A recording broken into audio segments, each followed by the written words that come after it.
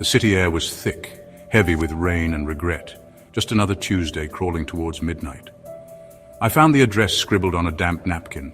A faded brick building wedged between a pawn shop and a bar that had given up long ago. The sign was barely there.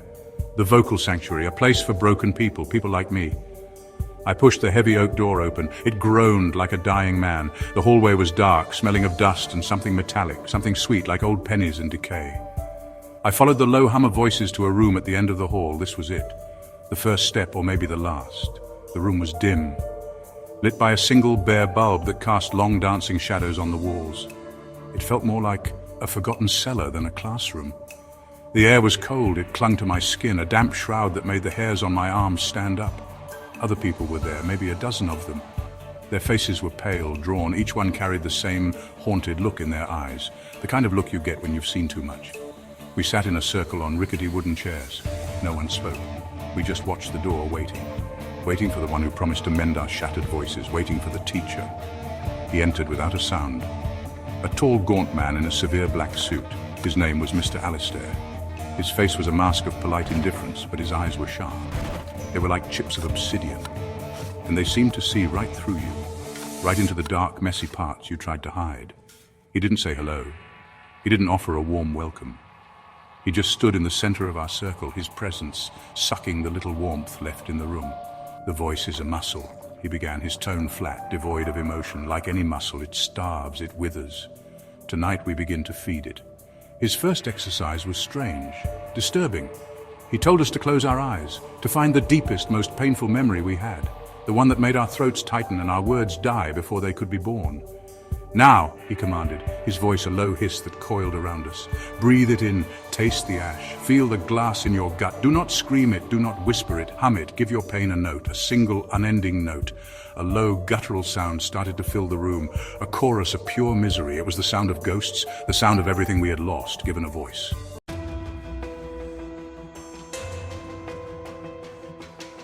The humming grew louder. It wasn't music. It was the sound of a wound being torn open over and over again, a symphony of suffering conducted by this phantom in a suit. My own throat felt raw, tight. I could feel the old anger, the familiar grief bubbling up from my chest. It was a physical thing, a jagged stone I'd been choking on for years. I tried to hum. The sound that came out was broken, a pathetic rasping noise. Beside me, a young woman started to sob. Her hum hitched, turning into a desperate, strangled cry. Mr. Alistair didn't move. He just listened, a faint, almost imperceptible smile playing on his thin lips. He seemed to be enjoying it. The air grew thick with our collective agony. It was a tangible presence in the room, a fog of despair that made it hard to breathe. I opened my eyes a crack. The faces around me were contorted in pain. Tears streamed down their cheeks, tracing clean paths through the grime of their lives. A man across the circle was shaking violently, his hum a deep, resonant vibration of pure terror. It was a room full of broken souls, and this man, this teacher, was picking at the scabs. He wasn't healing us, he was cataloguing our pain, savoring each unique flavor of sorrow as it filled his dark, cold sanctuary. Mr. Alistair finally raised a hand. The awful chorus died down, replaced by a silence that felt even heavier. The room was filled with the sound of ragged breaths and stifled sobs. "Good," he said, his voice still a monotone whisper. "Your voices are hungry. They have tasted the darkness. Now they will begin to grow." He looked from face to face, his gaze lingering on each of us for a moment too long. It felt like an assessment, like a butcher inspecting his livestock. I saw a flicker of something in his eyes then.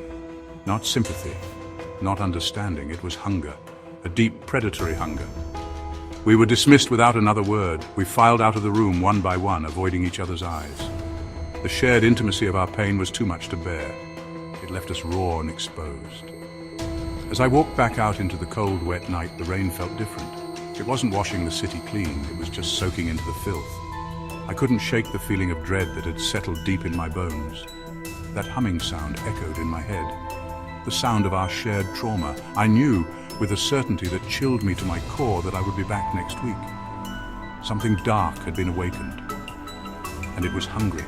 The next week felt like a year. The city's grit seemed to work its way deeper into my skin. Every shadow seemed to stretch a little too long. Every alleyway held its breath as I passed. Tuesday night came again. I found myself walking back to that damned brick building. The same heavy oak door groaned its welcome. Mr. Alistair stood by a small dust-covered table, polishing a set of tuning forks. He spoke to the forks, his voice a low murmur. "The voice is not merely a tool for communication," he said. "It is an essence, a life force." He turned, his obsidian eyes locking onto mine. "When it is fed, it can become a thing of immense power." The others started to arrive, their faces carrying the same mix of dread and reluctant hope. Alistair waited until the last person was seated before he addressed us. "Last week, we tasted the pain," he said. "Tonight, we feast on it." His instructions were simple: pair up. One person would hum their note of pain, the other would listen. But not just listen. "You will consume it," Alistair commanded. "Breathe in their suffering.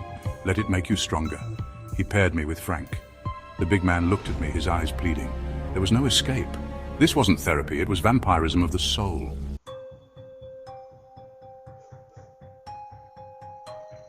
Frank began to hum. It was a low, rattling sound like stones grinding together deep underground. The sound of failure, of a man crushed by the weight of his own life. I closed my eyes, breathing in the gritty air, pain coiling in my gut. Around me, misery hung heavy. Sarah's hum was barely a whisper, a frayed thread of sound. She was fading. Alistair glided between us, cold and appraising. "The weak will be consumed," he said. "That is the nature of things."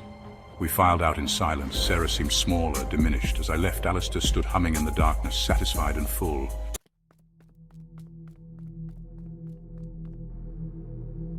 The third Tuesday arrived with a biting wind that scraped at the city's bones. I walked the now familiar path, a knot of ice in my stomach. The dread was a constant companion, a shadow that walked a step behind me. I pushed open the groaning door and stepped into the hallway. The air was different tonight. The usual smell of dust and decay was still there, but it was sharper, underscored by a faint coppery tang, the smell of a fresh wound. I knew before I even reached the room, I knew something was wrong. The city outside was loud, but in this building the silence was a living thing, a predator. I entered the classroom. The chairs were arranged in their usual circle, but one was empty. Sarah's chair. The others were already there, their faces stark and pale in the gloom. No one spoke. No one looked at the empty chair, but its presence screamed at us. It was a hole in our miserable little universe, a void where a person used to be. Frank was sweating, his big hands clenched into fists on his knees. The bird-like man Sarah had been paired with was trembling, his eyes darting towards the door as if he was planning to bolt. We were a herd of deer that had smelled a wolf, frozen in place, waiting for the teeth to sink in. Alistair entered as silent as ever. He took his place in the center of the circle and surveyed us. His gaze passed over the empty chair without a flicker of acknowledgement. He didn't need to say her name. We could all feel her absence. It was a cold spot in the room, a note missing from our wretched chorus. "The voice grows by feeding," he began, his tone as flat and cold as a morgue slab. "It requires sacrifice. The weak notes must be silenced so the strong may achieve perfect harmony. The resonance of one is amplified by the silence of another." He was talking about Sarah. He was telling us she was gone and that it was necessary. His words dropped into the silence like stones into a deep, dark well. Sacrifice. The word echoed in the cavern of my skull. This wasn't just about feeding on pain anymore. This was about elimination. We weren't just students, we were ingredients. We were fuel for his sinister symphony. I looked at the faces around me. The fear was morphing into something else now. Raw, primal terror. The understanding was dawning on all of us. This wasn't a sanctuary. It was a slaughterhouse. And the butcher was standing right in front of us, telling us how beautiful the sound of the axe would be. The empty chair wasn't just a space. It was a warning.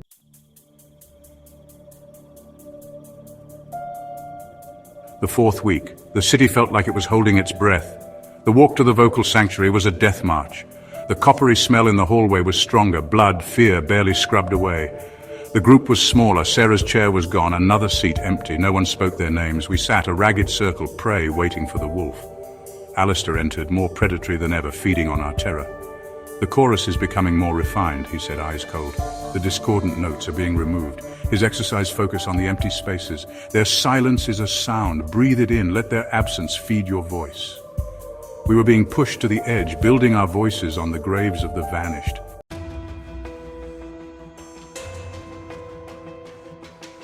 I closed my eyes, trying to listen to the silence, but it wasn't empty. Whispers skittered at the room's edge. The others heard it too, eyes wide, heads cocked. The building's ghosts were talking, and we were finally quiet enough to hear. The whispers wove through Alistair's monologue about power and sacrifice, chilling the air. Fear is a powerful note, he purred, stopping in front of Frank. It purifies the voice. Frank trembled, pleading, I can't. Alistair's smile was cruel. You must. The chorus demands it. The whispers swirled around Frank, the room thick with the promise of violence.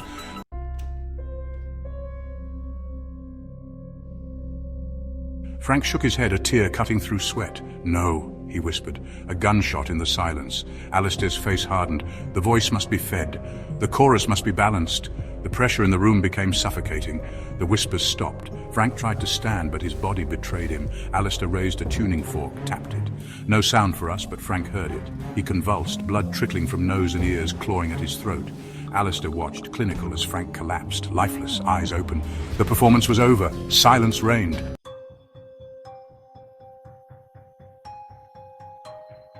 Alistair looked up, mask gone. No more talk of healing, just the butcher and his work. A perfect silence, he said. When a voice shatters, the resulting silence is the purest note. We weren't students. We were instruments, played until we broke. Class is dismissed, he said, as if nothing had happened. We fled, desperate to escape. I glanced back. Alistair was savoring the silence. In the hall, the coppery scent was overwhelming. A dark smear led away from the classroom. I should have run, but rage boiled over. The ghosts of the vanished screamed for justice. I turned from the exit, following the bloody trail into darkness. The hunt was on.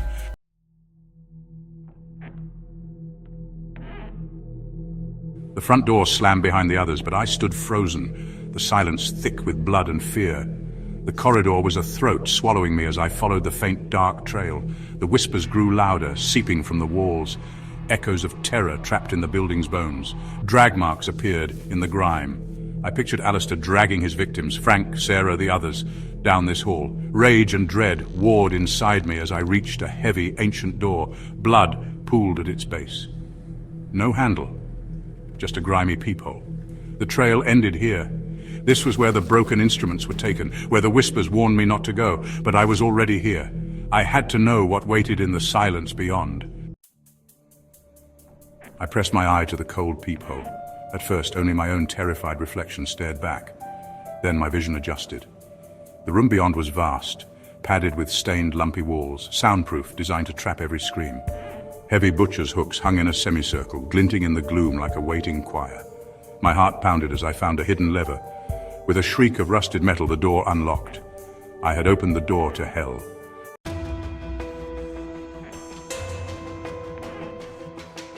I pushed the heavy door open. The smell hit me like a physical blow. The room was a nightmare made solid. Then I saw them, hanging from the butcher's hooks. Sarah, the nervous man from the window. Others I recognized. They were arranged in a choir, a silent, hanging chorus of the dead. Their lips were sewn shut. He had stolen their voices, sealing them away forever.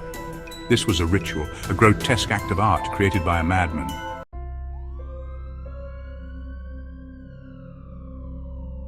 My eyes tore away from the horrific choir and scanned the rest of the room. In the corner, near the single work light, was a small wooden lectern. It stood like a preacher's pulpit in a church of desecration.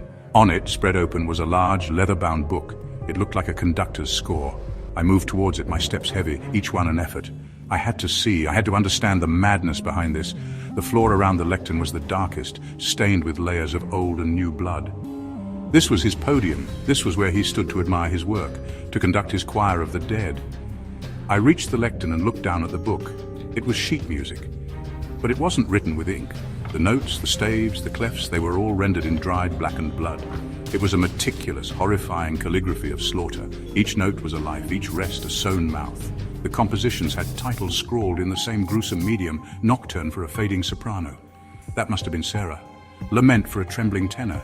The nervous man. I flipped a page, my fingers shaking. Dirge of a broken baritone. Frank.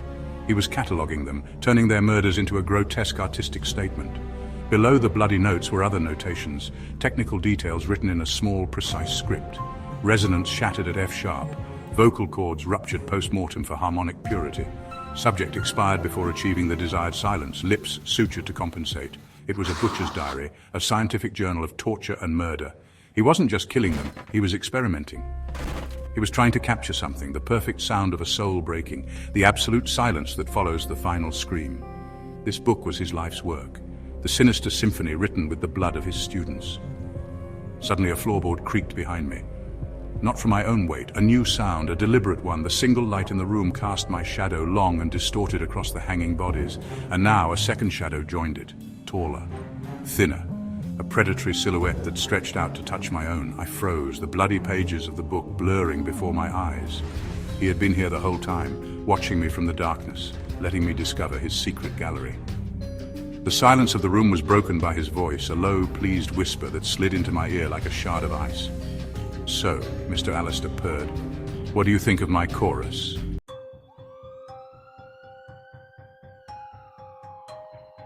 His voice was a cold slick of oil down my spine. I couldn't turn, my eyes fixed on the bloody sheet music. The world narrowed to a circle of light, the dead and the monster breathing behind me. His shadow loomed over mine, a predator cornering its prey. This was a private exhibition. My heart hammered in the cathedral of silence he built. He stepped closer, each footfall a perfect note of silence. He said my voice was different, caged, full of magnificent rage. All of this was the overture. I was the main performance, the final piece.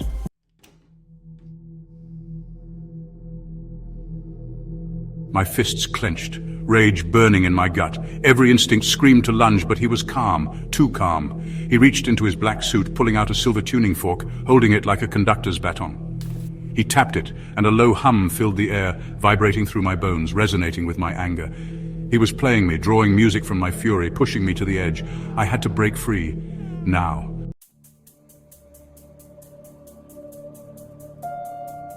I roared, a bellow of pure, defiant rage. Alistair's eyes widened, his control broken for a moment. I lunged at the lectern, smashing it to the floor. His bloody sheet music scattered, the tuning fork clattered away, and the oppressive hum stopped.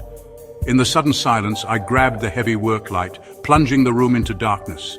He came at me, shrieking, hands like claws. We crashed to the filthy floor, locked in a desperate, primal struggle for survival.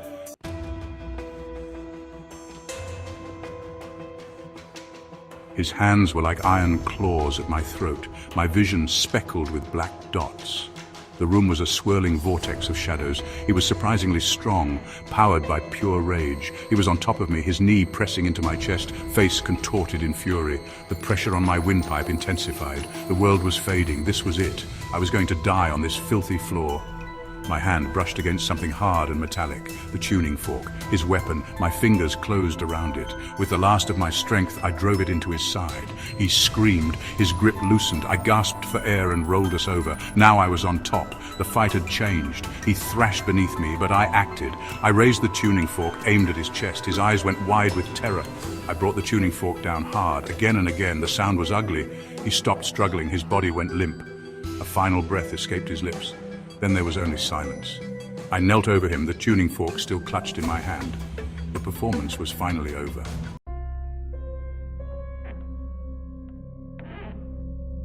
I stumbled out of that room, leaving him with his silent choir. I didn't look back.